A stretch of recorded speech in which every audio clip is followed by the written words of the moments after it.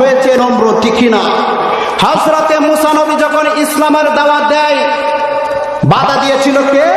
ফেরাউন। হযরতে মুসা আলাইহিস সালাম এর আওয়াজে পতন হয়েছে ফেরাউন।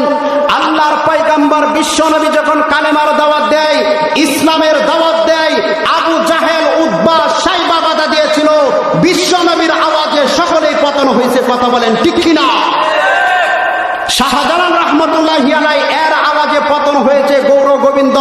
হযরতে শাহ আতাউল্লাহ বুখারী রাহমাতুল্লাহি আলাইহি এর আওয়াজে পতন হয়েছে গোলাম আহমদ কাদিয়ানী মিথ্যানবীদের। কথা বলেন ঠিক কিনা? যারা ইসলামের বিরোধিতা করে, কালেমার বিরোধিতা করে, মসজিদ মাদ্রাসার বিরোধিতা করে, মুসলমানদের আওয়াজে তারাও একদিন পতন হবে। কথা বলেন ঠিক কিনা? বাতিল মুসলমান যদি সজাগ থাকে, বাতিল পলাইতে বাধ্য হবে, ঠিক কিনা? কোন নাস্তিক মুরতাদ যদি হাতের দ্বারা ইসলামের বিরোধিতা করতে চায়, ওর হাত ভেঙে দিতে হবে। কোন নাস্তিক মুরতাদ যদি পায়ের দ্বারা ইসলামের বিরোধিতা করতে চায়, ওর পা ভেঙে চূর্ণ বিচূর্ণ করে দিতে হবে। কোন নাস্তিক মুরতাদ যদি চোখের ইশারা ইঙ্গিতে ইসলামের বিরোধিতা করতে চায়, তার চোখ উগরে ফেলে দিতে হবে। আল্লাহ রাব্বুল আলামিন এই আয়াতের মধ্যে বলে, ইহুদি, খ্রিস্টান, নাসারা তারা কি মনে করেছে আমার এই কোরআনের আলোটা বন্ধ করে দিবে? না না না, কখনোই পারবে না। এরা যখনই কোরআনের গায়ে হাত দিবে, এদের হাত ধ্বংস করে দিবেন তিনি কে? আল্লাহ।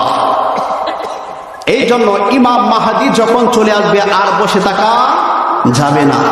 আল্লাহ তাআলা আমাদের সবাইকে ইমাম মাহদীর সৈনিক বানায় দিন। সকলে বলি আমিন। দুনিয়ার জমিনে সমস্ত পয়গম্বরদেরকে কিসের জন্য পাঠাইলেন? ইসলামের দাওয়াত পৌঁছাবার জন্য, তাওহীদের দাওয়াত পৌঁছাবার জন্য, একাত্মবাদের ঘোষণা দেওয়ার জন্য, ঠিক কিনা? নূহ পয়গম্বর 900 থেকে 950 পর্যন্ত দাওয়াত দিয়েছে। 80 থেকে 82 জন মাত্র মুসলমান হয়েছে। কিন্তু এই নূহ পয়গম্বর শরীর থেকে রক্ত জড়াইছে না জড়াইছে? জড়াইছে। আজকে আমাদের কেউ যদি ইসলামের কাজ করতে গিয়ে যদি বাধা দেয়, এই বাধার বিপরীত আমরাও তাদের পাল্টা জবাব দিব। কথা বলেন ঠিক কিনা? আল্লাহর পয়গম্বর